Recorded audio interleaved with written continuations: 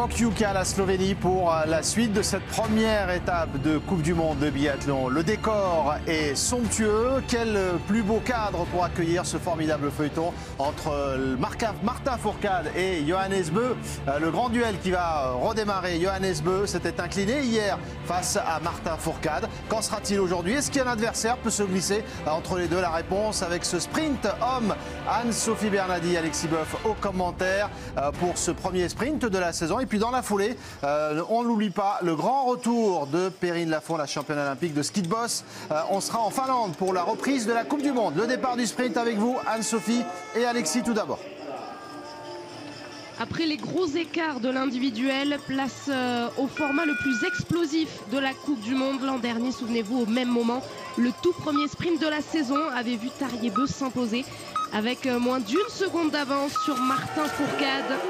C'est ça le sprint, Alexis, ce format vraiment intense et de référence pour le biathlon. Et oui, c'est le format qui permet surtout de déterminer les ordres pour la poursuite. C'est un format qu'en général les biathlètes affectionnent. C'est vrai que c'est une course individuelle, c'est toujours un petit peu particulier les courses individuelles, mais c'est le format qu'on fait le plus souvent. Donc on est bien habitué à ce format très court et on sait qu'on n'a pas le droit à l'erreur, sinon ça peut très vite nous faire perdre beaucoup de temps. Dominique Windisch, l'Italien qui s'élance, lui qui avait remporté le bronze sur le sprint lors des derniers Jeux Olympiques. Derrière, cet homme, Arne Pfeiffer, champion olympique en titre, qui avait toutefois un temps de ski un peu en deçà de ce qu'on pouvait attendre hier, Alexis. 43e temps de ski sur l'individuel. Ah, c'est vrai qu'hier on a eu un petit peu des surprises au niveau des temps de ski, donc c'est vraiment cette course aujourd'hui qui va nous permettre d'y voir un petit peu plus clair sur le niveau de chacun. On va pas trop tirer de conclusion de ce qu'on a vu hier, c'est vraiment cette course qui va pouvoir nous permettre de tirer des bonnes informations. Un choix intéressant quand même qu'on peut tout de suite noter, hein, les Français qui vont partir dans les premiers, et je pense que c'est bien au vu des conditions du jour. Une neige qui va plutôt fondre. On a des zones là qui sont encore un petit peu gelées sur le bord de la piste. Donc les Français, enfin ceux qui partent dans le premier groupe en tout cas, vont pouvoir en profiter et aller skier sur des portions où la neige est plus rapide. Donc ça c'est bien et je pense qu'on n'aura pas de problème comme hier par rapport au choix des groupes sur cette liste de départ. Martin Fourcade sera le premier Français à s'élancer avec le dossard 7. Suivra Simon Détieux, Quentin Fillon-Maillet, Antonin Guigona, Émilien Jacquelin et puis Fabien Claude avec le dossard 103, alors qu'il y a 110 athlètes au départ aujourd'hui. On peut s'attendre donc à une neige compliquée pour Fabien Claude. Là il y a encore du soleil sur cette piste, mais il va descendre derrière la forêt. Ce qui est sûr aujourd'hui, c'est qu'il vaut mieux éviter d'être au milieu, hein. Les dossards autour des 80, 70, c'est pas des très bons dossards pour cette course du jour. Par contre, pourquoi pas en fin de course revoir une neige qui retend un petit peu, si le soleil disparaît, que la neige redurcit ou regèle légèrement en surface, ça pourrait pourquoi pas refaire accélérer cette piste. Donc éventuellement ça pourrait être intéressant pour Fabien Claude, ça on verra en fin de course. Mais c'est ça qu'on voulait éviter en tout cas aujourd'hui, c'est de se retrouver au milieu de cette course car c'était pas forcément la bonne solution. Jesper Nelin, le champion olympique dans le relais suédois, prend le départ à son tour. Lui qui a terminé 13e hier et dans 30 secondes, désormais un petit peu moins, c'est Martin Fourcade qui va s'élancer avec un dossard lui bicolore, le jaune puisqu'il est leader du général après sa victoire hier, et le rouge puisqu'il avait remporté l'année dernière, souvenez-vous, le petit globe du sprint avec seulement 2 points d'avance sur Johannes Beu. C'est intéressant pour Martin de partir juste derrière Nelin qui skie vite, il va pouvoir avoir des informations. Le départ de Martin Fourcade, on en profite pour tourner tout de suite une petite page de pub et on se retrouve juste après pour le premier tiers du Français.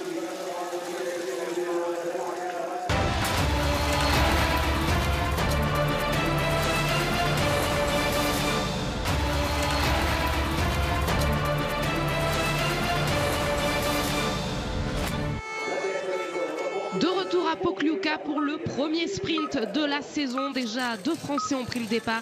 Martin Fourcade, vous l'avez vu juste avant la pub. Et puis il y a moins d'une minute, Simon Détieux à son tour avec son dossard 13.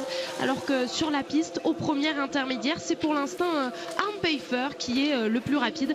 Alors que là on voit le deuxième intermédiaire, 2 km 7. Et c'est Dominique Windisch qui est en tête devant le Canadien Scott Go. On va attendre le passage de Martin pour tout de suite avoir une indication sur la forme et pourquoi pas le fartage des Français. Sean Doherty, l'américain, qui s'élance à son tour. On parle souvent de lui comme un espoir pour les États-Unis, mais il tarde à percer. Et Esperneline, comme je vous le disais, c'est intéressant qu'il soit juste devant Martin. Il va pouvoir donner des informations intéressantes. C'est un bon skieur, donc ça, Martin le sait, va pouvoir se caler dans les premiers tours par rapport à lui.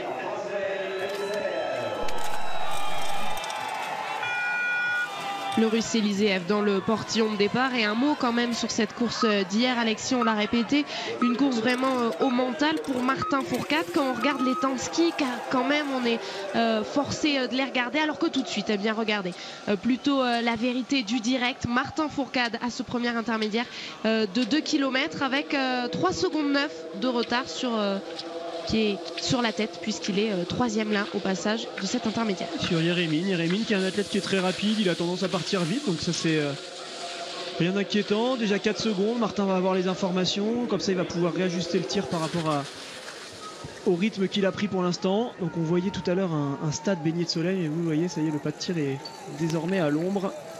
Ça peut se refroidir assez vite sur certaines parties, on va quand même surveiller ça, on va voir si la piste réaccélère un petit peu. Et l'arrivée de Dominique Windisch, l'Italien, sur ce pas de tir. Il va s'installer sur le tapis numéro 1. Le sprint, vous le savez, 2 passages derrière la carabine, un couché, un debout. Et pour l'instant, ici à Pokljuka, c'est compliqué pour Windisch, qui avait déjà souffert sur le relais mixte. Et hier, 3 fautes sur l'individuel. Il y a un petit peu de vent vers la gauche sur ce pas de tir pour cette course. Donc on a vu que Windisch avait mis quelques clics. Apparemment, il a fait les bons choix. Donc la première balle est bonne, la deuxième aussi.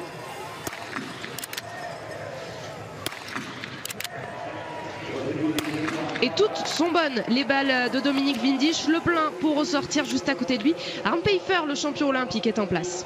Il va être piégeux, ce pas de tir. Je pense que tout à l'heure, le vent n'était pas exactement pareil pendant les réglages. Ça s'explique avec le fait que le soleil est en train de partir. Du coup, les masses d'air s'inversent.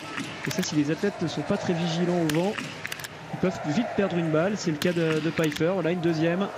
Ça, c'est le genre d'erreur un petit peu bête. Et tout de suite, la course est raté. Dès qu'on a loupé 2 balles sur ce coucher, on repart plus du tout dans le même état d'esprit. Même s'il était bien dans le premier tour, là il sait que maintenant il va devoir courir pour essayer de rattraper du temps perdu. C'est plus du tout la même chose.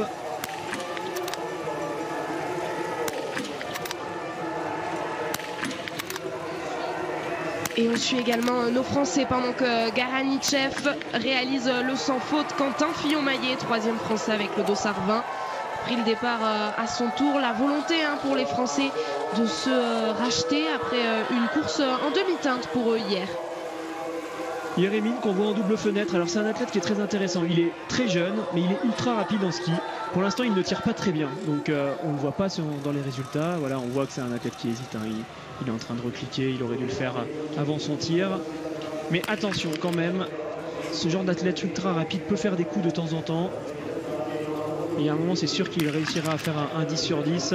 Bon, c'est sûr que quand on voit que là, il a déjà loupé les 3 premières, ça paraît compliqué, mais il faut quand même retenir son nom, parce que quand on voit ses temps de ski, c'est assez impressionnant. Esperneline qui est sur le pas de tir, ça veut dire que Martin Fourcade va arriver dans quelques instants. Et il est juste là, Martin Fourcade, on le reconnaît avec son dossard rouge et jaune. Il va s'installer à l'avant de ce pas de tir, sur le tapis numéro 3. Ouais, on a vu un tir délicat pour l'instant pour les premiers athlètes. Il y a eu peu de 5 sur 5, donc il faut vraiment que Martin soit vigilant.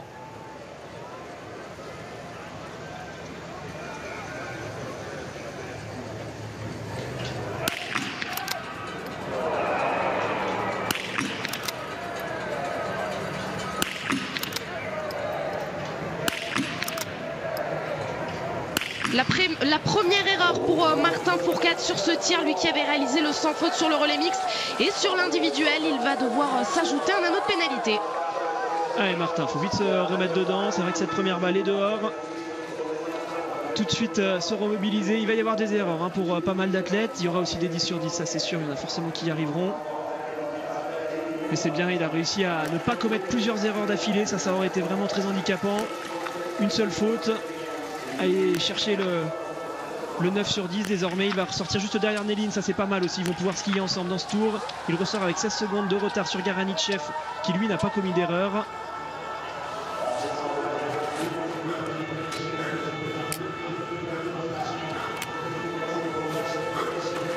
Alors que c'est Birkeland là qu'on voit s'installer. On va voir la tendance prudence un petit peu pour les Norvégiens. Est-ce que ça glisse bien? Est-ce que ça skie vite? Pareil pour Birkeland, ouais, ce pas de tir qui ne fait pas de cadeau. Pourtant, il n'y en a pas beaucoup du vent, c'est plus je pense un petit peu de tension, début de saison. On voit quand même pas mal d'erreurs, des athlètes qui n'arrivent pas à enlever leur carabine correctement, ils se coincent dans le dossard, des bâtons qui traînent sur le pas de tir. C'est signe du fait que les athlètes se sont entraînés, mais quand on est en compétition, on est toujours un petit peu plus stressé, on a toujours du mal à tout réassembler directement, donc il faut plusieurs courses pour vraiment réajuster et avoir les gestes parfaits. Et comme pour Martin Fourcade, Lars Birkeland lâche vraiment cette toute première balle, mais finalement tous les deux ils arrivent bien à se rattraper après, ne se laissant pas déstabiliser par une erreur initiale. On a souvent des petites crispations avant de lâcher la première balle, et une fois que celle-ci est partie, on arrive à se détendre. C'est ce qui s'est passé certainement pour ces deux athlètes. On peut aussi avoir des doutes, des fois on se dit est-ce que je suis bien réglé, donc on hésite un petit peu avant de la lâcher, ça peut vous faire commettre une ou deux erreurs. Allez, pour l'instant on le voit, Garanitchev devant Krakmar, devant Windisch.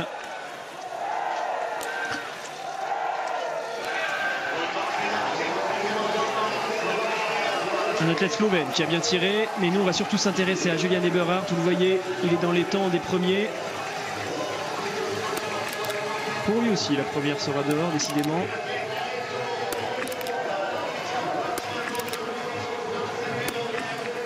Ce sera le 4 sur 5 pour Julian Eberhardt, et juste à côté de lui, le voici, Simon Détieux, deuxième français à entrer en piste, avec un petit peu d'avance pour Simon. S'il réalisait le 5 sur 5, il pourrait ressortir dans les premiers temps.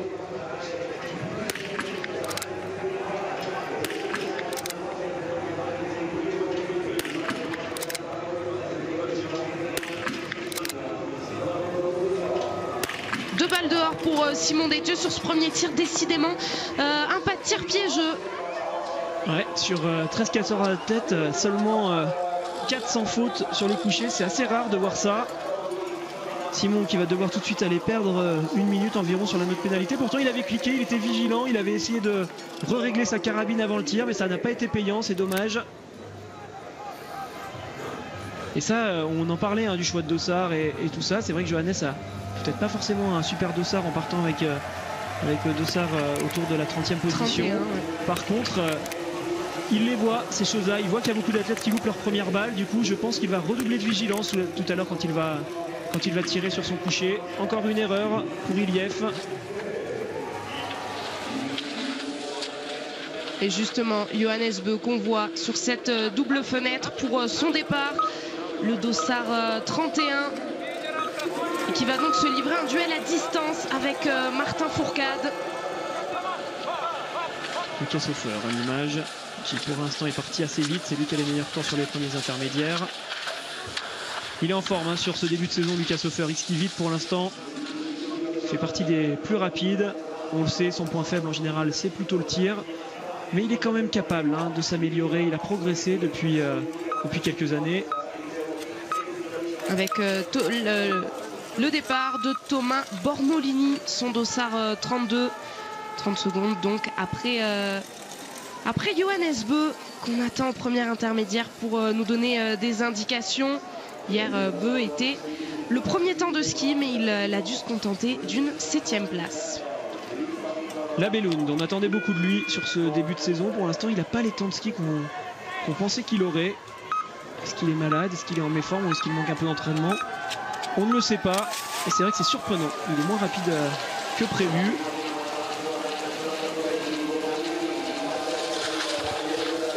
Alors que Lucas Hofer, vous le voyez, cette arrivée au pas de tir qui est quand même très rapide. On a vraiment le temps de se mettre en chouse, de souffler, de respirer pour essayer de faire descendre le rythme cardiaque avant de lâcher la première balle.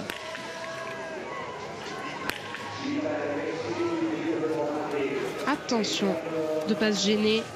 On l'a vu hier, il y a parfois embouteillage sur ces courses contre la montre, l'individuel ou le sprint. Là, les athlètes qui veulent vraiment aller tirer à la cible où ils ont réglé, du coup ils vont parfois à des endroits où il y a déjà du monde.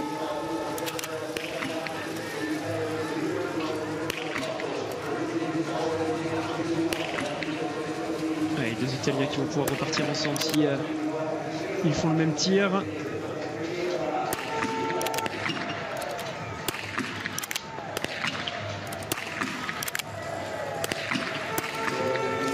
Ça le fait aller forcément cette dernière balle dehors pour Lucas Hofer, lui qui avait vraiment pris le temps.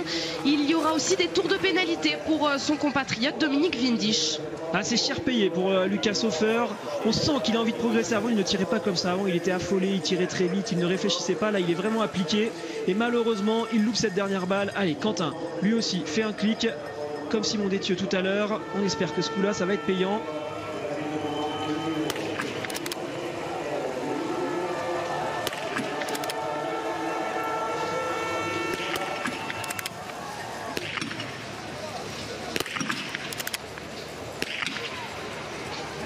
Qu'il est compliqué à négocier ce tir pour tous ces biathlètes. Une erreur, encore une, pour Quentin Fillon-Maillet. À cette tarif, le 4 sur 5 part presque tous avec ce score. Garanitchev peut aller chercher le 10 sur 10 et aujourd'hui, quand on voit les scores, ce sera vraiment une belle opération.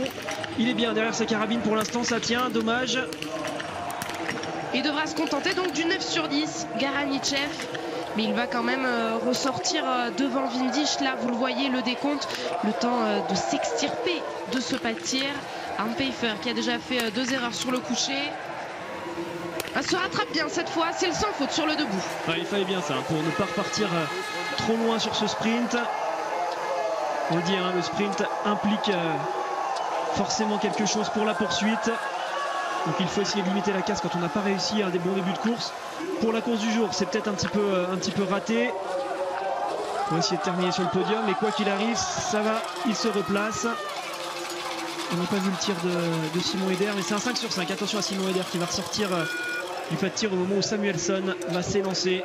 J'en fais encore une fois un de mes favoris sur ce début de saison.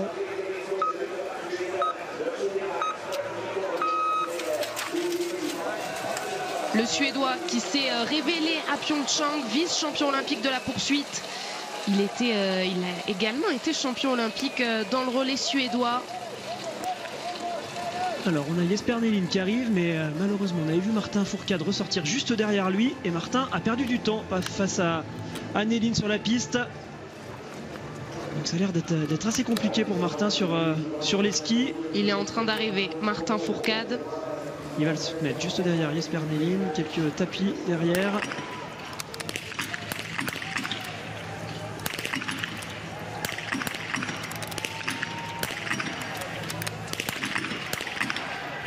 Ça fera une erreur pour Jesper Nelin.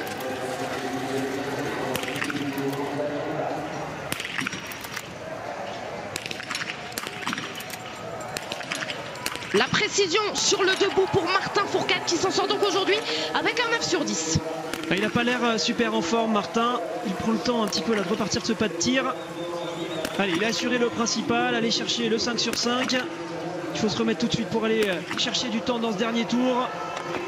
Pendant ce temps-là, Krakmar avec le dossard justement qui suit Martin Fourcade va ressortir. Donc normalement il sera devant Martin. Vous le voyez, il y a très peu d'écart. S'il s'arrache, Krakmar, il peut reprendre pas mal de temps dans le dernier tour. Il aura 17 secondes d'avance sur Martin. Mais un tir debout maîtrisé hein, pour Martin Fourcade. On sent vraiment que c'est quelque chose où il a de la marge. Birkeland aussi avec une erreur. On va essayer de jouer pourquoi pas le podium du jour.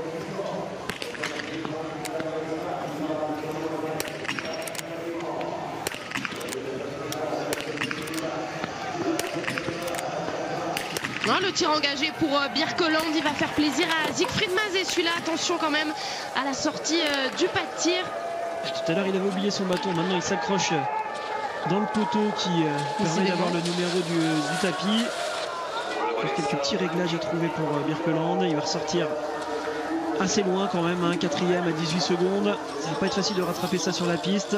Et on revoit Garanitchev qui a eu du mal à s'installer. Ah, ils sont glissants les tapis, il y a des petites plaques de glace qui se forment juste à l'entrée. C'est piégeux. Et regardez, ils se font tous avoir, faut faire attention. On arrive vite sur ce tapis, hein, surtout sur les cibles qui sont debout, elles sont très proches de la descente. Ah, dommage Dovzan qui avait pourtant réalisé un sans faute en coucher.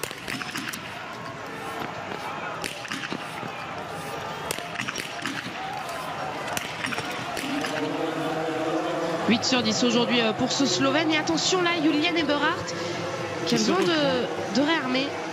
Ah, il se reprend, il a senti qu'il allait faire n'importe quoi, c'est bien ça aussi, ça montre des attitudes qui sont différentes chez cet athlète. Lui qui avait tendance à tirer sans réfléchir, il essaye de progresser de ce côté-là. C'est pas payant à tous les coups, il y aura encore un anneau de pénalité, mais ça montre quand même une volonté de sa part de s'améliorer. Allez, il est là Johannes pour son premier tir, il a vu tout le monde quasiment ressorti avec des 4 sur 5, va-t-il parvenir à faire mieux? Ah, ça bouge encore hein, sur son installation, vous le voyez, son épaule gauche, il n'arrive pas à se détendre. La sanction pour Simon Schempp avec 3 erreurs.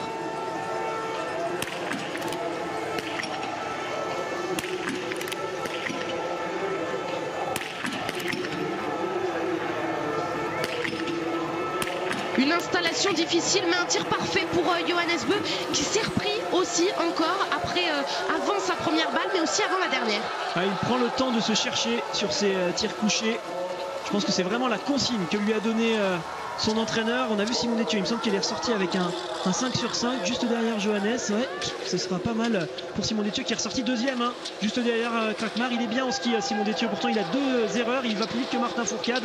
Ça peut faire une belle course pour Simon Détieux s'il s'arrache dans le dernier tour. Et Johannes pour revenir à son tir, ouais il prend du temps, mais je pense que Siegfried lui a vraiment demandé de justement prendre le temps de s'installer correctement, quitte à perdre quelques secondes, c'est pas grave, il est rapide en ski, donc il ne faut pas qu'il s'inquiète.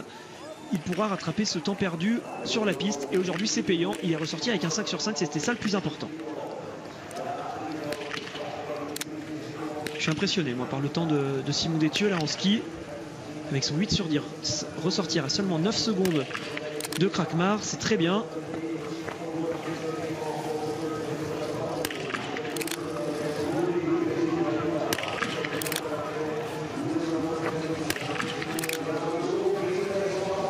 Un début de saison toujours aussi fastidieux pour Henrik Labellud qui a pris son temps mais qui doit quand même concéder une erreur sur ce coucher. Malheureusement il reste plus grand chose en ce moment à Labellud, lui qui avait le ski mais pas forcément le tir. En ce moment on sent que c'est moyen un petit peu partout. Et vous le voyez après le deuxième tir. Alors il y a Sean Doherty qui vient juste de ressortir devant Simon Détieux. Et Simon va beaucoup plus vite que l'américain ou que le tchèque. Ah, il est impressionnant là Simon. J'ai hâte de regarder les intermédiaires. Par contre c'est pour Martin Fourcade qu'on est beaucoup plus inquiet. On sent qu'en ski c'est difficile aujourd'hui. Il n'est pas dans un grand jour Martin. Bon ça se sent un petit peu hein, depuis l'arrivée à Paul-Lucas, c'est pas forcément la grande forme. Il essaye de limiter la casse mais il va falloir essayer de comprendre. Justement, une des explications, est-ce que ça peut être la préparation physique très poussée de Vincent Vitoz, une préparation physique qui a changé à l'intersaison pour Martin Fourcade justement qu'on voit à l'écran? Ah, il peut y avoir plein de choses, une saison c'est quand même assez long. Vous voyez que Martin est en train de malgré tout reprendre quand même beaucoup de temps hein, sur certains athlètes, mais par contre c'est Krakmar qui est en train de revenir dans les skis de Martin avec son dossard 8. Donc malheureusement je pense que d'ici l'arrivée ils seront ensemble et on voit que c'était pas le même rythme hein, pour le Tchèque et pour Martin. C'est à la peine, il fait chaud aujourd'hui, c'est des conditions qui sont quand même pas évidentes. Et oui, on ne sait pas si c'est la préparation, ça peut être aussi une méforme actuelle pour Martin. Les saisons sont longues, on ne peut pas se retrouver toujours très en forme sur toutes les courses. Donc ça c'est Martin qui pourra nous donner les explications, on ne les a pas forcément. Dominique Windisch à l'arrivée avec un 8 sur 10. Aujourd'hui sera un petit peu court pour lui. Dominique Windisch avec son dossard 2 qui passe cette ligne d'arrivée. Le premier, le temps de référence pour l'Italien pour quelques minutes à peine. Avec l'arrivée d'Arne Pfeiffer tout de suite, le champion olympique en titre de ce sprint Arne Pfeiffer. Alors que Quentin Fillon-Maillet est à son debout.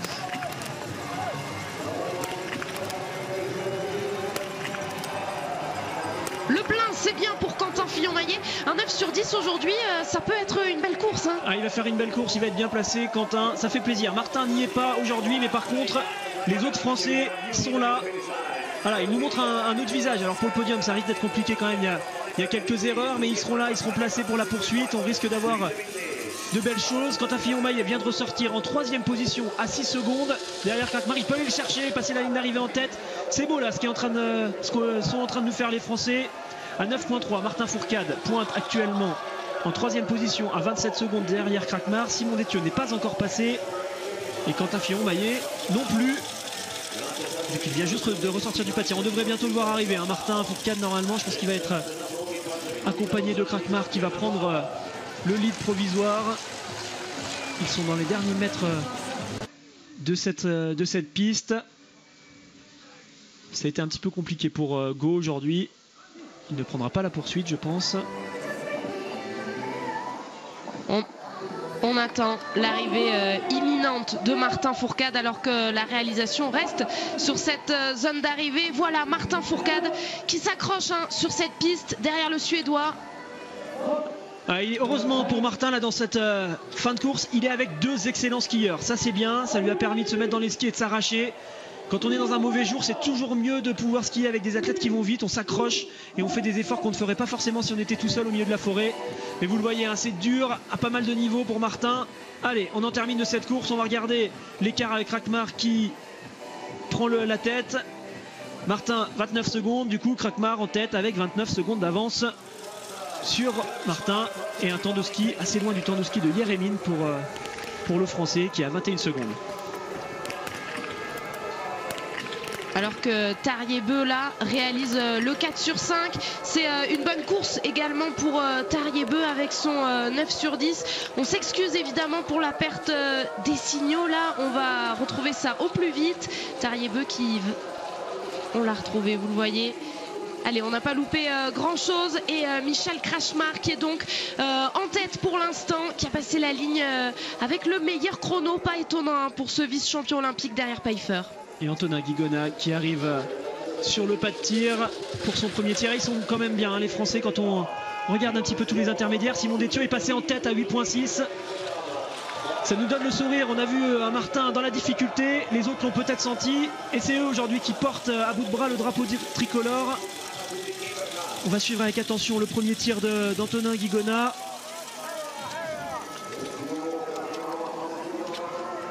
Qui va repartir avec un 5 sur 5, c'est bien. Parfait pour Antonin Guigona, le 5 sur 5. Allez, on suit Rastor Gouyev. Il peut aller chercher le podium, Rastor Gouyev, on le sait, quand il tire à 10 sur 10, il est dangereux.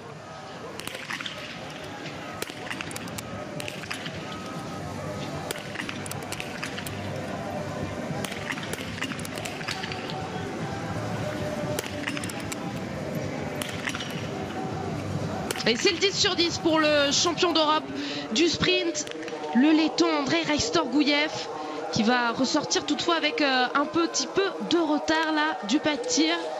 Alors il y a pas mal d'athlètes hein, qui sont ressortis de ce pas de tir depuis le passage de Simon Détieux.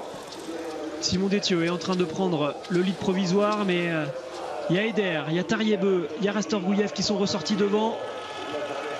Julian Eberhardt qui en termine, pas forcément... dans un grand jour lui non plus, même s'il a quand même un bon temps de ski hein. Et il est là, Simon Détieux, qui va pouvoir aller chercher cette première place provisoire, oui, avec de l'avance hein, sur Krakmar, plus de 7 secondes d'avance pour Simon Détieux, malgré un 8 sur 10, quelle performance. Grosse course en ski pour Simon Détieux, qui a pour l'instant le meilleur temps de ski, devant Julian Eberhardt et devant Yeremin. Allez, pour Johannes, ça se joue maintenant.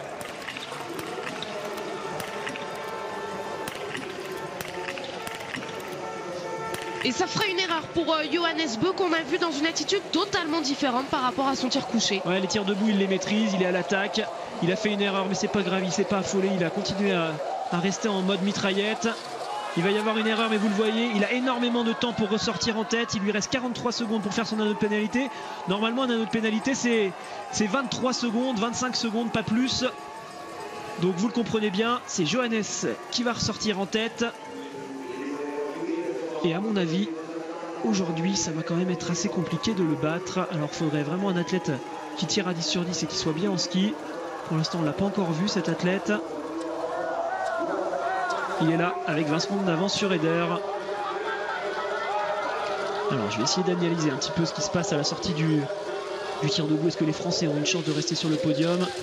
Ça va être compliqué hein, quand même. Simon Détieux est ressorti à 46 secondes de Johannes Beu lorsqu'ils étaient à la sortie du debout. Ça va être dur de rester sur le podium, mais quoi qu'il arrive, ça fera quand même une belle course en ski et ça c'est rassurant. Les Français, hormis Martin, sont en forme sur cette course car, à mon avis, Quentin Fillon-Maillet aura lui aussi un bon temps de ski. D'autant plus que le sprint, vous l'avez dit Alexis, va compter pour la poursuite. La poursuite, ce sera dimanche à partir de 11h45 sur la chaîne L'Équipe. Simon Détieux qui a fait un dernier tour assez impressionnant. Il a mis 45 secondes à Sean Doherty par exemple dans le dernier tour.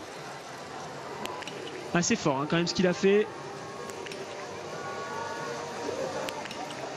Il s'est vraiment arraché. Alors c'est sûr que par rapport à Johannes ça ne tiendra pas. Par rapport à Heider ça va être compliqué. Heider qui a perdu beaucoup de temps sur Simon Détieux. Il a à l'intermédiaire du 8.6. Il a 7 secondes d'avance actuellement sur le français.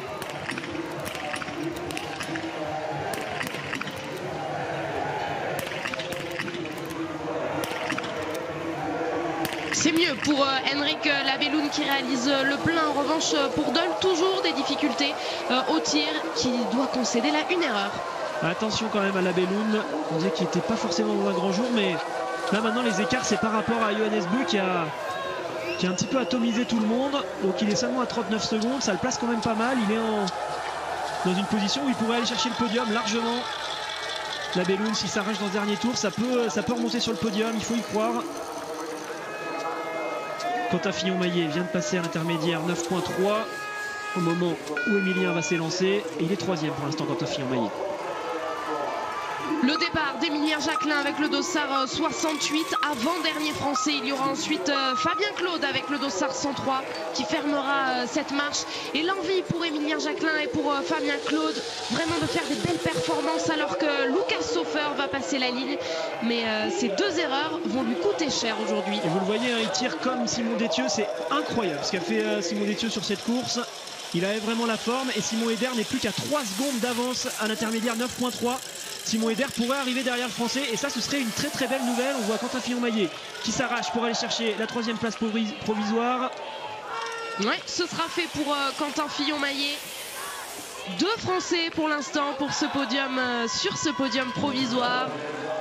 Malheureusement ça ne risque de pas tenir pour Quentin. Pour Simon avec Johannes Beu qui est encore sur cette piste. Ouais, on a hâte de voir arriver Simon Heider. Voilà, il est là. C'est lui qui peut pour l'instant passer devant Simon Détieux.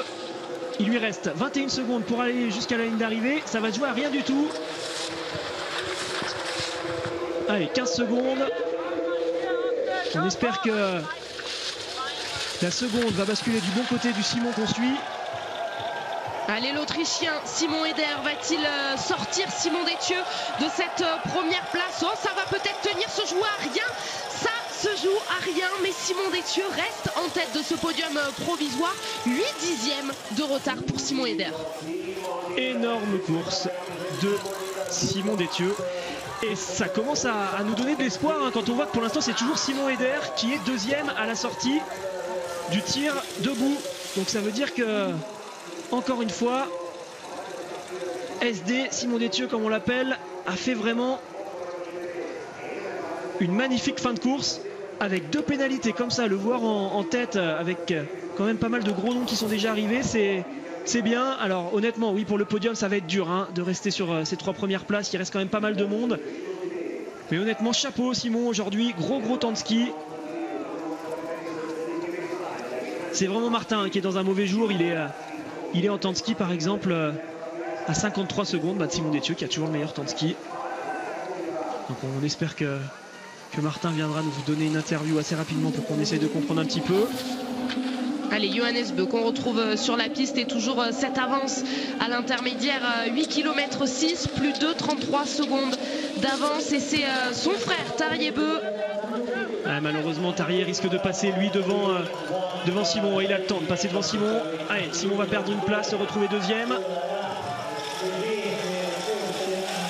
Un peu moins de 4 secondes pour Tarjei Beu qui chasse donc Simon Détieux de cette première place provisoire. La satisfaction du grand frère de Johannes. C'est Simon Heider qui a eu du mal à terminer sa course. Tarjei Beu, 21 secondes en temps de ski par rapport à Simon Détieux. Et je crois que Siegfried Mazet qui se gratte la tête regarde la même tablette que vous, Alexis.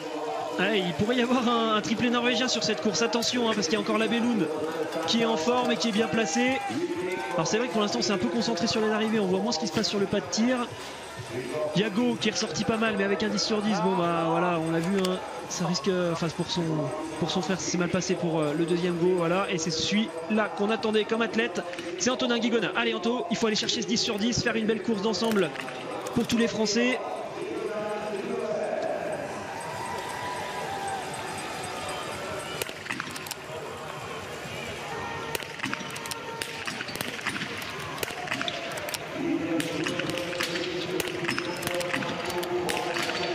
Oui, le 10 sur 10 pour Antonin Guigona, c'est bien fait ça. Ils sont là les Français. Voilà cette course de l'ensemble des Français qu'on attendait. Malheureusement, ça arrive le jour où Martin est moins en forme. Martin est actuellement 10e sur la ligne d'arrivée. Et par contre, pour les autres, c'est beau ce qu'il est en train de se passer. On va regarder avec attention Antonin Guigona qui ressort deuxième derrière Johannes Beu. Il y a pas mal d'écart. Il est dans le temps de Simon Hubert. Allez, il peut aller chercher ce podium, Antonin. Quelle course des Français. C'est chouette de vivre ça. On attendait ça depuis longtemps.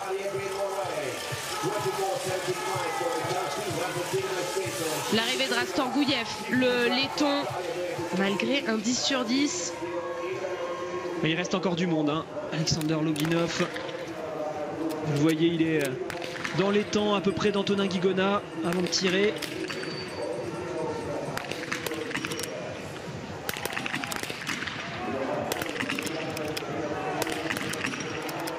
Le sans faute pour Alexander Loginov. Attention aux Russes qui réalisent donc le 10 sur 10. C'est l'arrivée de Johannes Beu qui a de l'avance, hein. Vous le voyez, le décompte, le temps d'arriver sur cette ligne. Il va aller la chercher, cette première place provisoire. Le Norvégien qui pourrait la conserver. Johannes Beu, Tarjei Bø et Simon Détieux pour l'instant encore sur ce podium provisoire. Ouais, et il va falloir regarder un petit peu du côté du dossard jaune. Qui c'est qui va le récupérer? Ça m'étonnerait que Martin puisse le garder après cette course. Il va perdre quand même beaucoup de points. Benjamin Weger qui est en forme sur ce début de saison. Il n'a pas le droit à l'erreur s'il veut bien figurer. Mais attention, il peut être dangereux s'il réalise un 5 sur 5. Là, il va ressortir à une trentaine de secondes. Peut-être un petit peu plus de Johannes. Là, il est bien en ce moment, Benjamin Weger. Il va falloir compter avec lui sur cette fin de course. Nous, on va regarder les intermédiaires pour voir un petit peu ce qui se passe avec les intermédiaires d'Antonin Guigona. Vous voyez, il est 9e à seulement 36 secondes. Ça peut revenir.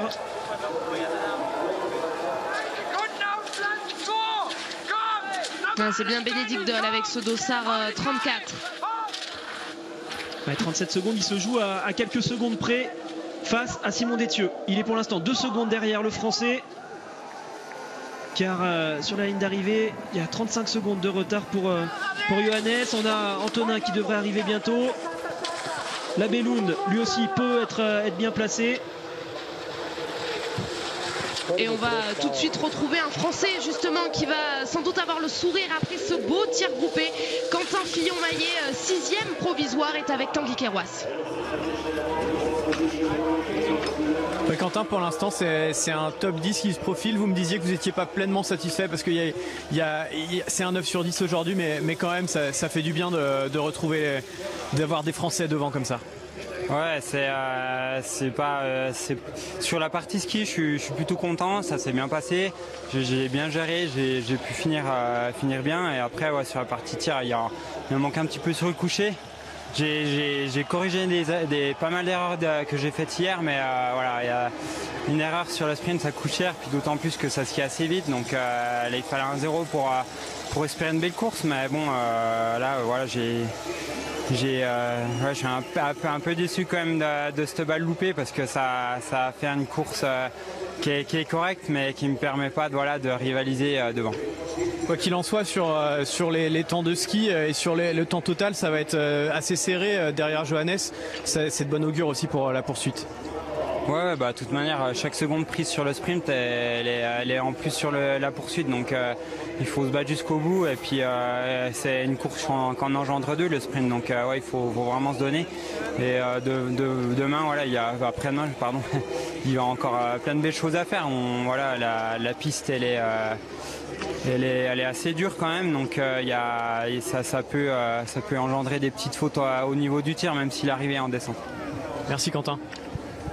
Plein de belles choses à faire dimanche. En effet, ce sera sur la chaîne L'équipe à partir de 11h45 cette poursuite masculine. Pendant ce temps-là, Émilien Jacquelin a réalisé le 5 sur 5 et c'est sur la ligne d'arrivée qu'il s'est passé des choses également. Ouais, mais déjà on va reparler d'Émilien Jacquelin qui est ressorti 4e après son premier tir. Donc il est parti très vite sur cette course. Il peut aller chercher le podium, hein, Émilien Jacquelin. Et on a vu, oui, Simon Détieux qui encore une fois a fait une magnifique course, qui s'est fait passer devant par Bénédicte Doll. Il est actuellement 4e, Simon Détieux. 4e Simon Détieux, eh bien on le retrouve tout de suite avec Tanguy. Simon, au sorti d'une course comme celle-là, on est satisfait ou on est frustré?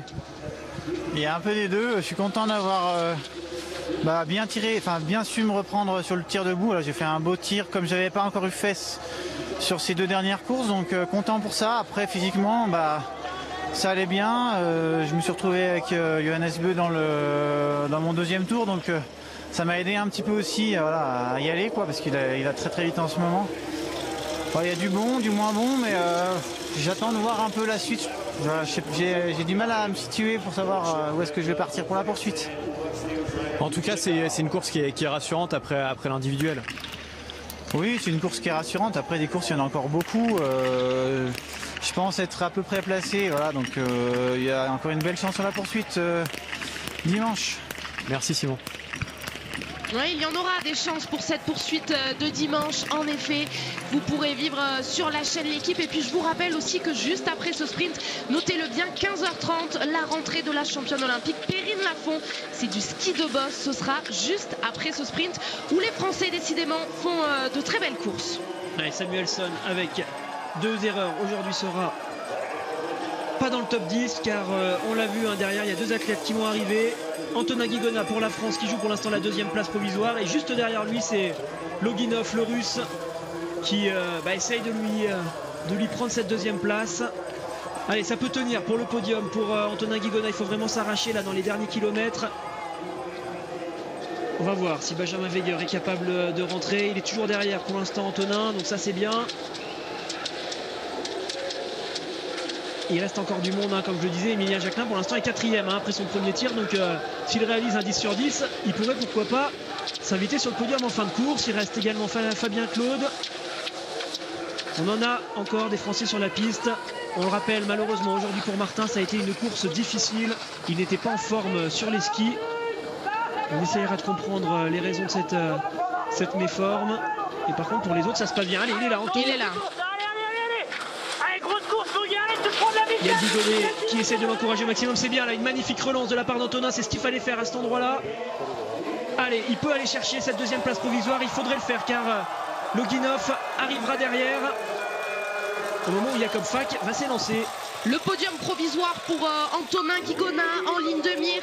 Il va pouvoir aller le chercher, chasser Tariebeu de cette 2e place. C'est fait pour Antonin Guigona, 16 secondes derrière Johannes Beu. Quelle course aujourd'hui d'Antonin Guigona avec un 10 sur 10. Moi je pense que la piste a réaccéléré là sur cette fin de course, parce qu'on voit des athlètes qui sont en train de gagner du temps dans les derniers kilomètres. La piste tout à l'heure était à... La neige était à plus 1 degré, maintenant elle est à moins 0,2. Donc ça veut dire qu'elle est en train de refroidir. C'est pour ça qu'on a vu Jakob Fak, je pense qu'il part seulement maintenant. Il le savait que ça allait se refroidir à ce moment-là. Lui qui connaît bien cet endroit, forcément il est d'ici. Mais bravo Antonin, très très belle course. Il est allé s'arracher pour monter sur ce podium provisoire. Quelle course des Français, c'est chouette de vivre ça. En temps de ski, on a Simon Détieux qui a toujours le 2e temps de ski derrière Johannes Beu, 18 secondes derrière le Norvégien. Et ensuite on a Quentin Fillon-Maillet avec le 7e temps de ski et Antonin avec le 10e temps de ski. Ça skie vite. Allez, attention, l'arrivée d'Alexander Loginov, ça va pas jouer à beaucoup, mais ça a tenu. Ça a tenu pour Simon Détieux, pour Antonin Guigona, pardon, Alexander Guigona. Je dis décidément pour Antonin Guigona. Alexander Loginov, je me reprends, et 3e provisoire.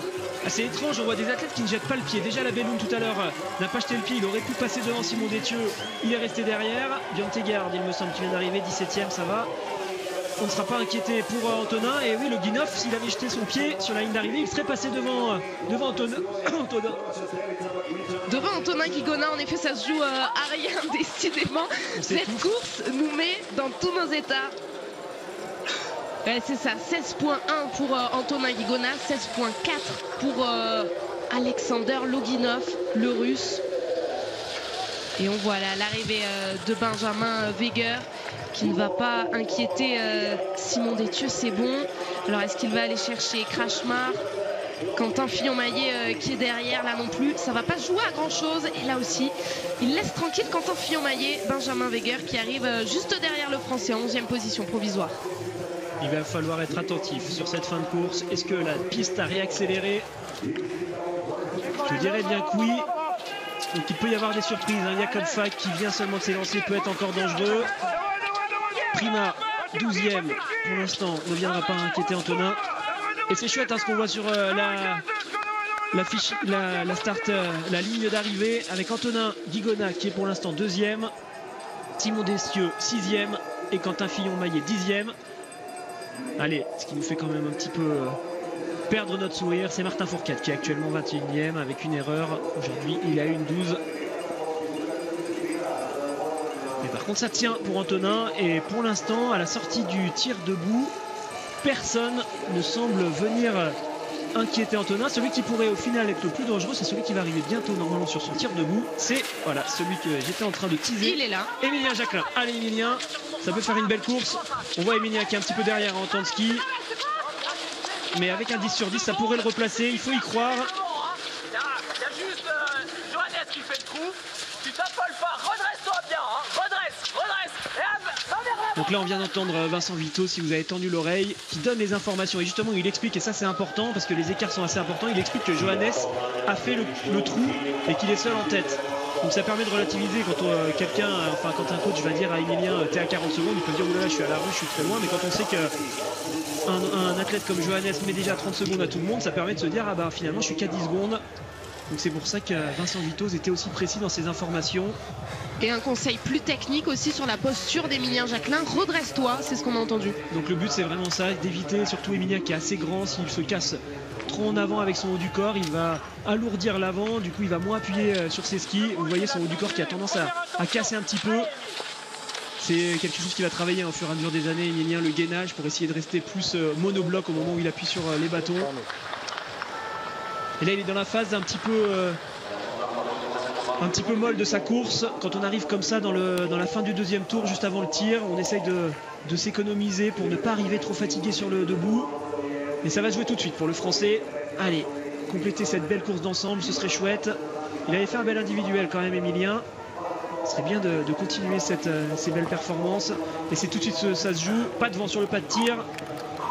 Allez chercher 10 sur 10. Il place bien ses pieds là. Vous voyez, il a pris le temps de placer ses skis correctement bien à plat. On met le chargeur et c'est parti.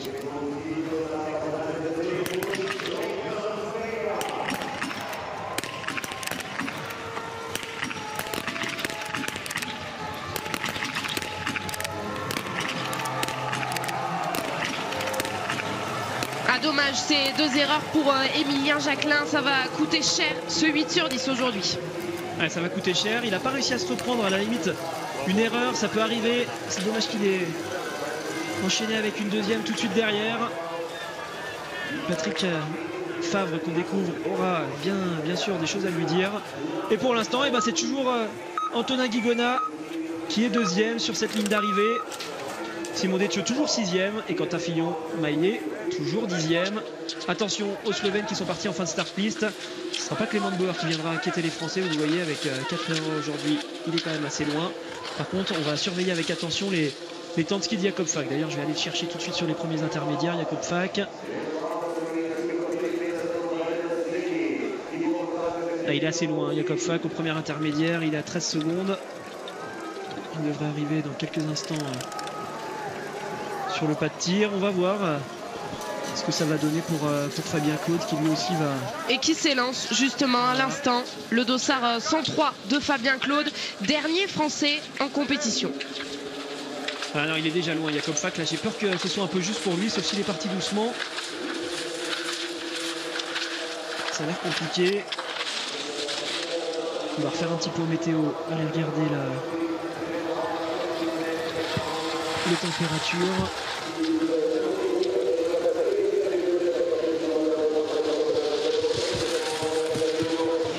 Avec le Slovène Klemen Bauer là, le 6 sur 10 aujourd'hui, qui est encouragé jusque dans les derniers mètres par la tribune de Pokljuka, mais ce sera une 44e place. Pour le Slovène aujourd'hui, 44e place provisoire. La température de la neige qui ne bouge pas, elle est toujours à moins 0,1, donc on est à la limite du regel. Et pour l'instant, c'est encore de la neige un peu humide que les athlètes ont sous les skis. C'est dans ces parties là où on peut gagner du temps si la neige réaccélère. Les parties où on laisse les skis glisser.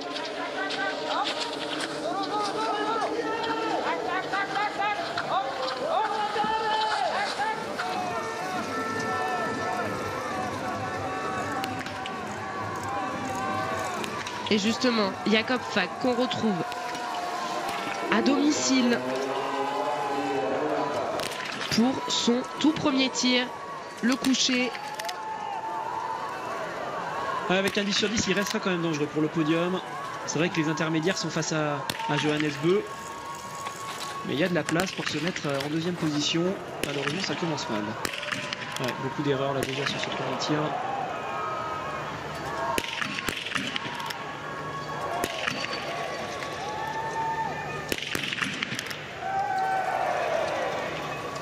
Il s'en sort avec un 3 sur 5, Jakob Fak devant ses supporters.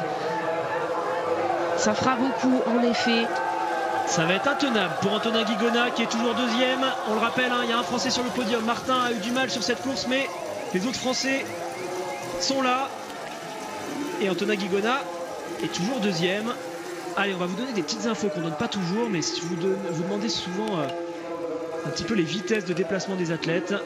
Aujourd'hui, la vitesse moyenne de Johannes Bö sur cette course est de 26 km/h. Toujours intéressant. Sur les plats, on va aux alentours des 20 km/h, 25 km/h. Et puis dans les descentes, on peut monter, notamment dans la grande descente, il y a une descente assez raide là sur ce parcours. On peut aller jusqu'à 50 ou 70 km/h suivant l'état de la neige.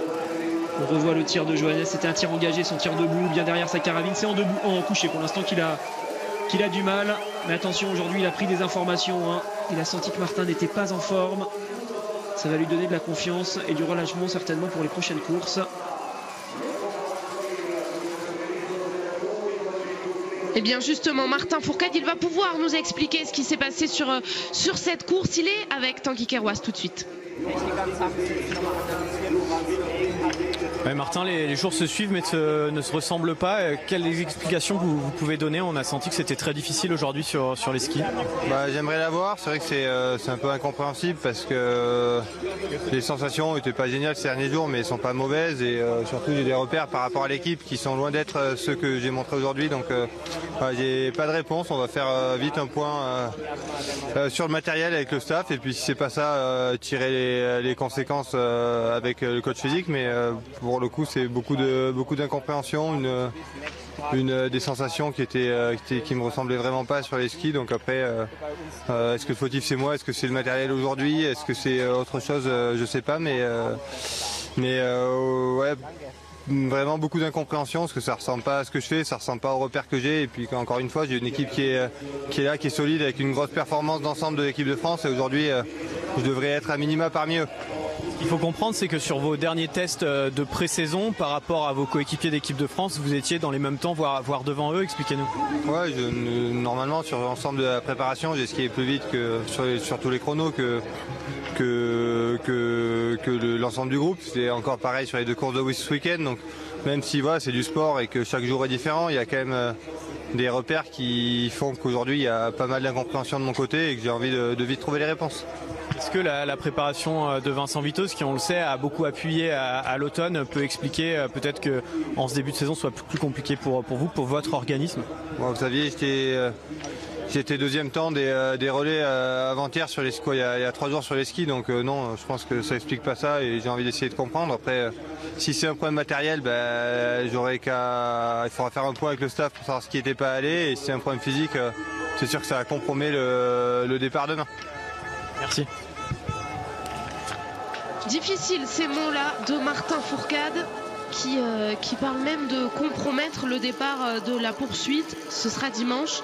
C'est difficile de l'entendre comme ça. Ce qu'on peut lui souhaiter évidemment, c'est de trouver rapidement les réponses, parce que là on sent qu'il y a du doute. Ça peut arriver à Martin d'avoir comme ça des phases de doute. On se rappelle l'année dernière au début de la saison sur les championnats de France qui avaient eu lieu juste avant le début de l'hiver à l'automne. Martin avait vraiment subi une contre-performance assez hallucinante. Il s'était retrouvé loin derrière tout le monde et puis finalement assez vite c'était rentré dans l'ordre. Donc on espère que c'est quelque chose d'un petit peu similaire et que très vite il va trouver les solutions. On voit Fabien Claude dans son premier tour. Mais c'est vrai que Martin, il n'est pas à son niveau aujourd'hui, c'est clair. Pour donner un petit peu des indications en termes de temps, normalement sur la préparation, quand ils font des chronos, il est en moyenne entre 15 ou 25 secondes d'avance sur ses équipiers en temps de ski. Aujourd'hui, il est loin derrière eux. Donc ça montre très clairement qu'il n'est pas au niveau auquel il est d'habitude. Il va falloir essayer de comprendre les raisons de cet échec du jour. Et pour l'instant, il y en a un qui tient bien sur ce podium, c'est Antonin Guigona, toujours deuxième. On espère que ça va tenir pour le Français qui est avec Tanguy.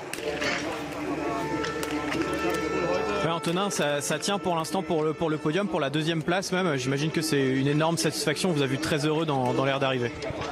Si ça tient la deuxième, ça sera mon meilleur résultat en carrière après mes 2 troisièmes places de l'an passé. Et voilà, c'est le sprint en biathlon. Souvent sur toutes les courses ça se joue à rien, mais aujourd'hui c'est vraiment du ski à bloc du début à la fin. Ça a été dur dès le début et j'ai réussi à résister. Et un tir en équilibre, vraiment debout, c'est ça, c'est quasiment en équilibre avec une balle que j'entends mauvaise et en fait qui bascule. Et donc je me suis dit aujourd'hui c'est de mon côté et j'ai fait vraiment l'effort de mettre ces 2 dernières balles pour profiter d'un peu de chance. Il en faut de la chance dans le sport de haut niveau et aujourd'hui ça marche.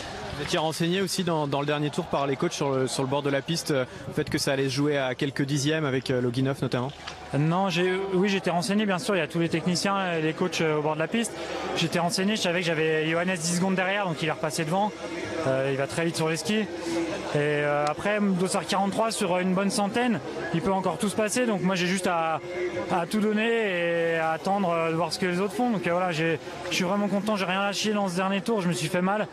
Et c'est plaisant de se faire mal. Le sprint, c'est l'épreuve référence quand on fait deuxième ou quand on est quasiment assuré là maintenant de faire sur le podium d'un sprint. Et ce en début de saison, ça veut dire que la forme est là, ça veut dire que le mental est là, que tout se passe bien aussi derrière la carabine. Ça laisse augurer de belles choses pour le reste de la saison. J'étais pas en confiance personnellement plus que ça. Par contre, j'ai une grande confiance au groupe d'entraînement avec lequel j'ai évolué tout l'été. On était 7 gars. Je fais un coucou à Simon d'ailleurs qui est pas avec nous et qui va nous retrouver bientôt, j'espère. On était un groupe super fort et le fait d'être avec eux sur les entraînements et sur les quelques chronos d'entraînement qu'on a fait ces dernières semaines, j'étais pas devant, mais voilà, je savais que j'étais avec des valeurs, des très grosses valeurs mondiales. Ce qui est plutôt rassurant, alors que Martin, quant à lui, avait l'impression d'être bien sur la préparation et dans le mal aujourd'hui.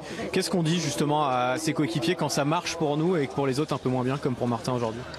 Il m'a félicité, moi je lui ai juste dit merci, je sais pas trop quoi lui dire. Je pense qu'aujourd'hui c'est une grosse contre-perf pour lui. Après, c'est tellement incroyable qu'il ne l'ait pas fait avant là, ces dernières saisons, qu'il soit tout le temps sur le podium. Quand on gère la pression qu'il a, que tout le monde lui met parce qu'il est surmédiatisé, et c'est normal parce qu'il le mérite.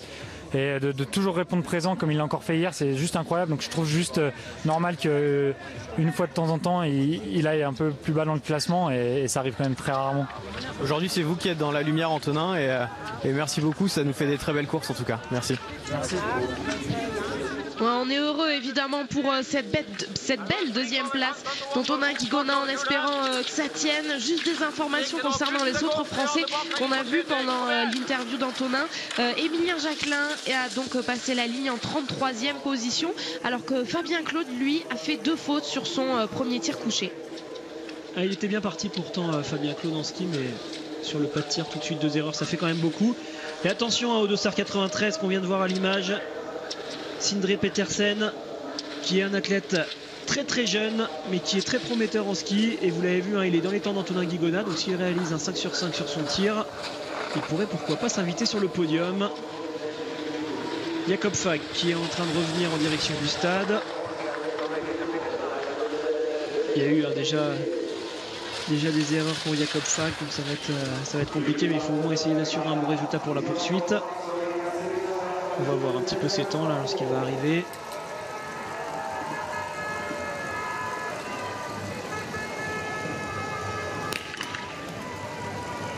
Vous voyez, il est déjà derrière.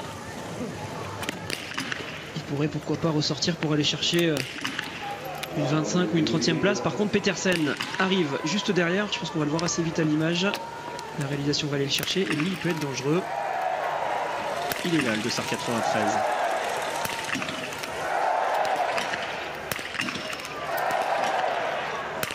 Un dommage, la dernière balle elle est dehors pour Jakob Fag. Il s'en sort donc avec un 7 sur 10. Allez, Sindre Petersen. Vous le voyez, lui il est capable de ressortir deuxième. S'il termine avec un 5 sur 5, il est en train pour l'instant de faire un excellent tir. Il a l'air d'être dans un bon jour, il va être dangereux jusqu'au bout. Oh, le 10 sur 10 pour Sindre Petersen, ce jeune Norvégien de 22 ans qui en effet va être une menace désormais pour ce podium. On va voir à la sortie là, du pas de tir ce que ça donne. Et il est juste derrière, il peut aller chercher beaucoup de monde dans ce dernier tour, on va y croire jusqu'au bout. Et pour l'instant, celui qui n'est pas inquiété, c'est Johannes Bö, toujours premier, qui est justement avec Tanguy Carwas. Ouais, Johannes, first win of the season. How you feel right now? It's great. You know, I had some doubt before the season where my shape was, and after yesterday I could relax a little bit and try to focus for the shooting, which I was not so happy about yesterday. And yeah, I had some struggle in the standing today, but I started my legs were shaking a little bit, but I had a good speed and I recovered it. And yeah, it was a great fight on the track from the start to the finish, and yeah, I couldn't have done so much better. Your shape seems to be very, very good at the beginning of the season. Yes, it looks really good, but today we also had a very good material. I had On avait vraiment du bon matériel aujourd'hui. Racing with I could hunt for Destieux on my first loop, and then I had my second loop in Eberhard's final loop. So I was really lucky with the backs I got in the track, and then I could improve from that. A word about Petersen. Ouais, il s'est trouvé aussi chanceux, Johannes Bö. Maybe, you know, he has been doing this Nordic combined with ski jumping and cross country before, and then he changed to biathlon. So when he could get stronger and have more power on the skis, he can be really good. So it's interesting to see une autre discipline et que du coup il a encore une belle marge de progression. I guess he's not having so much fun in his last loop now. Thank you. Et il pense qu'il va pas prendre beaucoup de plaisir dans ce dernier tour parce qu'il va falloir qu'il s'arrache. On va reprendre un petit peu ce qu'a dit Johannes qui a enchaîné. On n'a pas eu le temps vraiment de faire toute la traduction, mais il expliquait que sur son tir debout, il avait eu les jambes qui flageolaient un petit peu. Il avait quelques petits tremblements. Il a réussi à faire malgré tout le sans faute. Il expliquait qu'il était quand même content de cette belle course car il avait eu des doutes avant la saison. Il n'était pas forcément sûr de lui. Hier, voilà, il a fallu qu'il relativise par rapport à la performance de Martin. Mais aujourd'hui, c'était lui le plus fort. Ouais, Johannes Bö qui a eu des doutes, il l'expliquait. C'est bien normal après une intersaison dont on a beaucoup parlé également en Norvège. On s'est méfié de ce que les médias norvégiens pouvaient dire.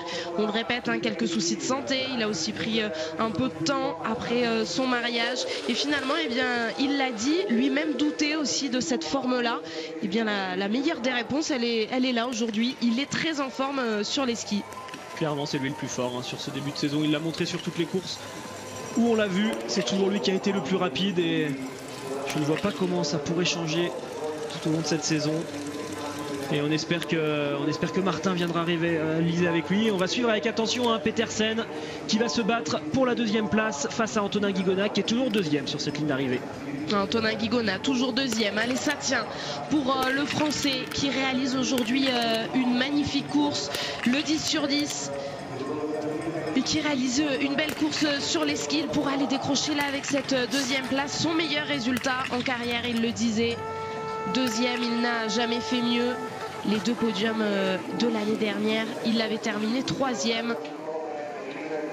Alors on attend avec impatience son passage à Petersen sur L'intermédiaire 8.6 pour voir justement la tendance qu'il va nous donner face à Antonin. Sur les temps de ski, on a toujours Simon Détieux qui a le deuxième temps de ski et je pense que ça restera comme ça pour cette course. Regardez Loginov.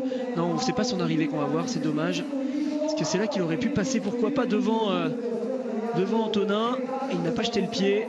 On nous montre les biotis des 3 premiers. Est-ce que Petersen va venir chambouler tout ça? C'est là qu'il aurait pu pousser une poussée de plus. Là, il croyait qu'il allait être deuxième et finalement quand il voit le tableau, il se rend compte qu'en fait il termine troisième. Et quand on est troisième, on est sur un siège éjectable alors que c'est un petit peu plus confortable pour Antonin Guigona. Même si Petersen termine fort, il restera sur le podium normalement. Regardez Anto qui s'arrache, à côté de lui c'est Yann Guigonnet, son technicien, qui l'encourage. Et Antonin, lui, il a vraiment jeté le pied jusqu'au bout et il a eu raison de le faire. C'est là que ça s'est joué face à Loginov. Et Johannes, la force tranquille, son style particulier. Lui, il n'a pas eu besoin de le jeter le pied. Il est là, Petersen. Allez, on va voir ses intermédiaires. Alors là, pour l'instant, on est concentré sur Mario Dölder, mais nous, c'est bien le Dossard 93 qui nous intéresse. C'est pas celui du 110, même si le 110 est bien placé, hein, mais il est actuellement dans son deuxième tour, alors que Petersen devant, lui, est dans le dernier tour.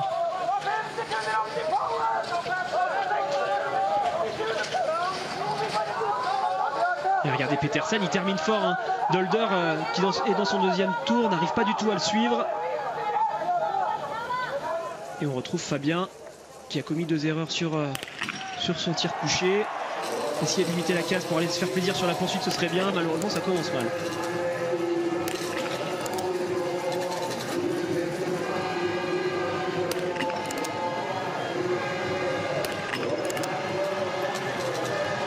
Difficile pour Fabien Claude. Aujourd'hui, ce sprint, 5 erreurs, 3 sur le debout, 2 sur le couché, sous les yeux de Patrick Favre. Décevant toujours pour Fabien Claude, qu'on sait vraiment capable de faire de très grosses courses. C'est quoi qu'il retient? La pression? Il n'y est pas au tir. Malheureusement, il n'arrive pas à comprendre ce tir. En ski, pas de problème, il est rapide. Il est vraiment très rapide pour son âge. C'est super ce qu'il fait sur ses temps de ski. Par contre, on le voit en tir. Pour l'instant, ça ne passe pas et ça risque... Voilà, il faudra voir hein, si Fabien termine et peut participer à la poursuite, alors qu'on retrouve Petersen qui pour l'instant est toujours 5e. Ça se joue à pas grand chose hein, face à Antonin. Mais normalement ça sent bon hein, quand même pour Antonin qui est actuellement à cet intermédiaire qui est 6 secondes devant Petersen. Et donc ouais, pour en revenir à Fabien, ça pourrait pourquoi pas faire les affaires d'Aristide Beg hein, qui a réalisé de belles performances en Coupe d'Europe, qui est en forme en ce moment et qui toque à la porte pour remonter sur la Coupe du Monde. Et on va retrouver tout de suite Émilien Jacquelin qui est avec Tanguy Kerouas. Ouais, Émilien, racontez-nous ce tir debout. Vous arrivez au tir debout tout en sachant qu'il y a vraiment quelque chose de beau à jouer si ça se passe bien. Malheureusement, il y a 2 balles qui s'échappent. Clairement, ouais, c'est un tir pas évident. J'y ai pas pensé, en tout cas, j'ai pas pensé aux conséquences que pouvait avoir ce tir. C'est vraiment dans ce que j'avais à faire, des pensées techniques en tout cas. Après, ce qui s'est passé, c'est pas une issue. C'est là, il y a l'humidité qui est retombée, les tapis étaient un peu gelés.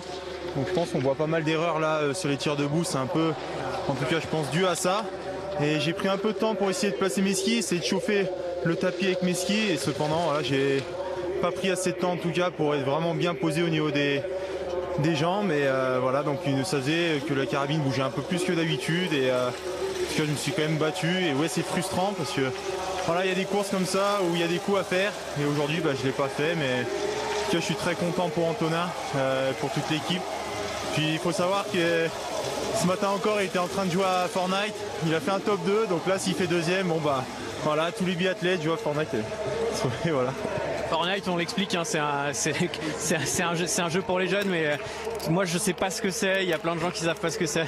Fortnite, c'est un jeu pour les jeunes et les jeunes adultes, on peut dire. Voilà, c'est un jeu en tout cas où on s'amuse pas mal, toute l'équipe ensemble.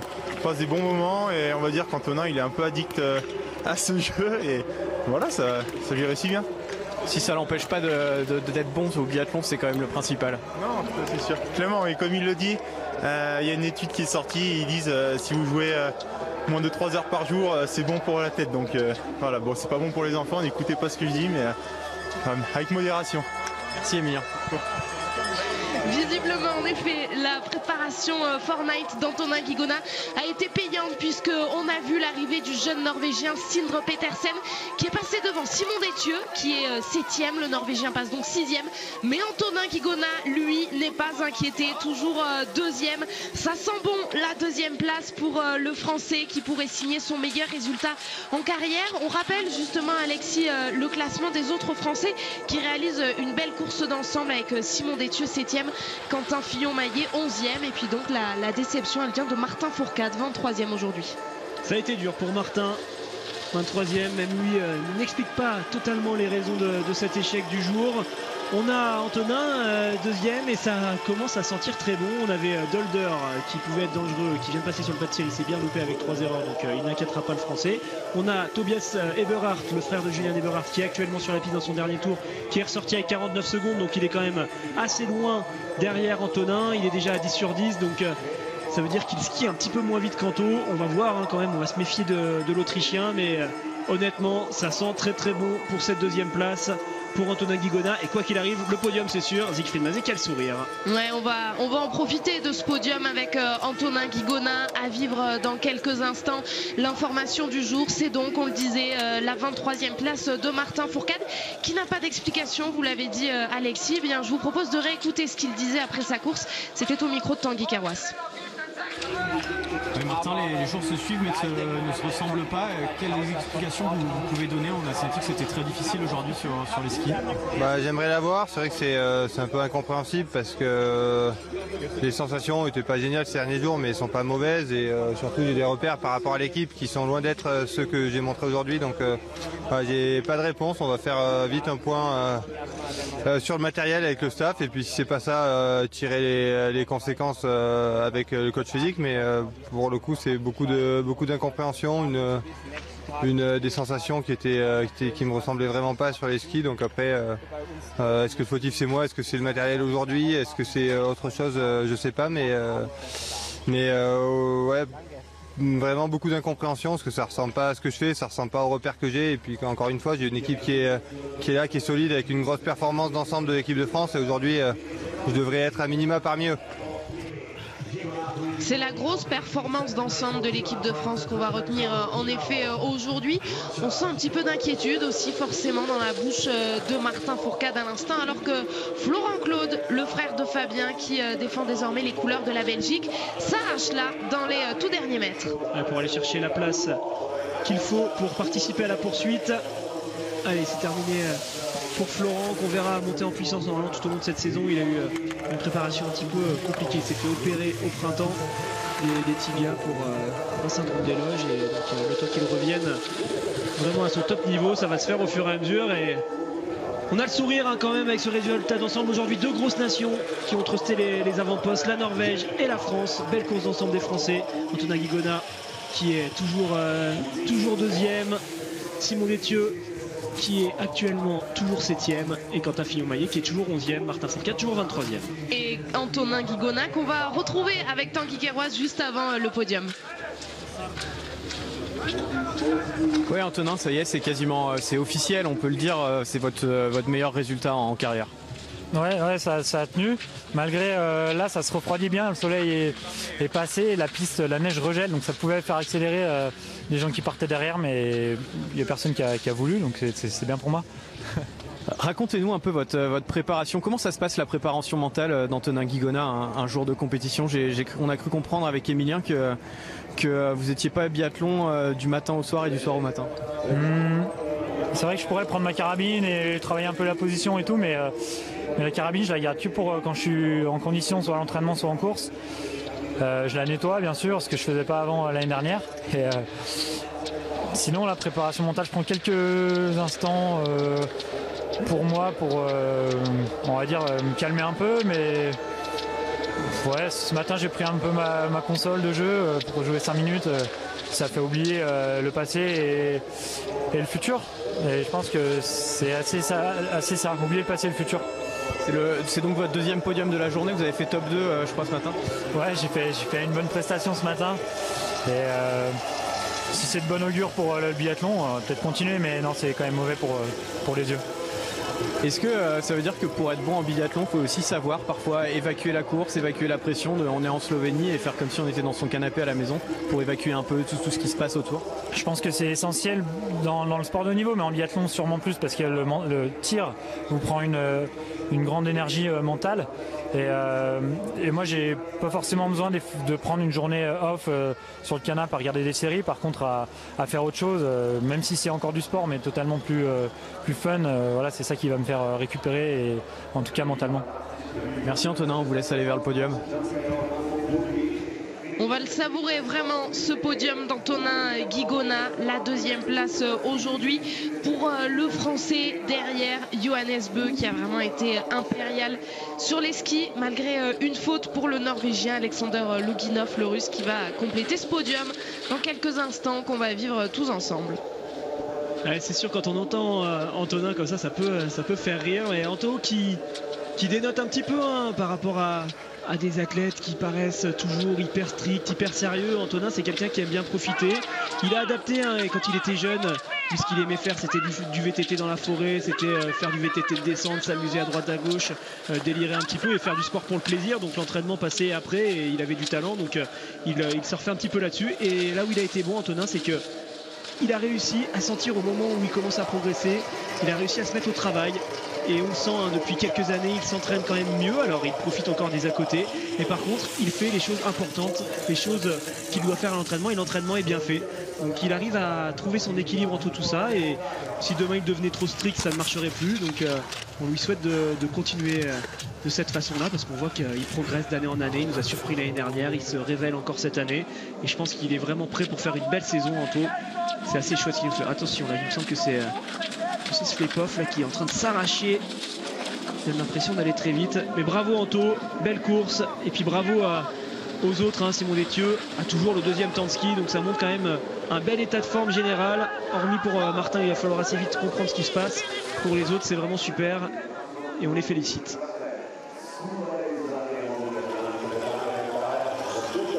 Alors que justement, l'arrivée de Slepov qu'on voyait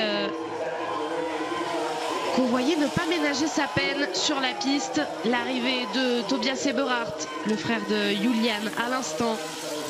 18e position et un sans faute. Une belle course pour Tobias Eberhardt. Ouais, Tobias et Julian Eberhardt qui avaient à peu près le même niveau à l'époque. Quand on était plus jeune, ils avaient tendance à truster les podiums sur les Coupes d'Europe ou sur les Coupes d'Europe junior ou les Coupes du Monde junior, enfin les Championnats du Monde junior, pardon. Et c'est vrai que depuis quelques années, l'écart s'est créé entre les deux frères et c'est Julian qui va beaucoup plus vite. Et on va tout de suite retrouver un autre Français au micro de Tanguy Queiroz, mais c'est un entraîneur cette fois. On est avec Patrick Favre. Oui, c'est l'entraîneur de la France, mais c'est pas un entraîneur français, c'est un entraîneur italien. Patrick, on parle souvent de Martin Fourcade parce qu'il gagne, mais aujourd'hui c'est un tir groupé de l'équipe de France devant avec Antonin. Ça fait plaisir à l'entraîneur que vous êtes. Oui, sûrement. Moi, je suis depuis l'été, je dis qu'on a une très bonne équipe. Martin, sûrement, c'est pas à moi de parler de lui. Et c'est vraiment le plus gros biathlète que j'ai connu. Mais déjà, je disais qu'on avait une très bonne équipe. Et oui, je pense que l'équipe, Anto, il a fait vraiment tout ce qu'il devait faire. Et les autres ont eu un peu de problèmes sur le coucher. Et dommage pour les deux de Simon. Mais quand même, je pense que c'est bien passé. Et on est fort sur les prochaines compétitions. Sur quoi vous les avez fait progresser durant l'été, Patrick? Sur quoi vous avez insisté à l'entraînement? Progresser, moi j'espère qu'ils vont progresser. Maintenant c'est difficile, on a fait seulement des compétitions, on a cherché pas beaucoup de choses à changer, de progresser le travail qui a été déjà fait avant et un peu de simplifier un peu les choses, si je peux dire ça. Et pour le moment je suis content, mais il y a encore beaucoup de choses à finir parce qu'il y a des gars vraiment qui peuvent sortir sur le pas de tir avec les 10 sur 10 sur les compétitions qu'ils vont faire. Merci Patrick. Un sprint complètement fou à Pokljuka, complètement dingue même, avec le podium pour Antonin Guigona. Et on va le vivre dans quelques instants en direct. Et cette 24e place pour Martin Fourcade. Plus mauvais sprint pour Martin Fourcade depuis la saison 2015-2016. C'est une journée olympique, le quintuple champion du monde. Martin Fourcade en difficulté. On attend la reprise pour Perrine Lafont, championne olympique en ski de boss. À droite, vous apercevez la reprise de la saison de Coupe du Monde à Ruka en Finlande. Le grand retour de Perrine Lafont. Le débrief et le podium de ce sprint à Pokljuka, c'est juste après une courte pause. Restez bien avec nous pour la suite de cette journée olympique sur la chaîne Équipe.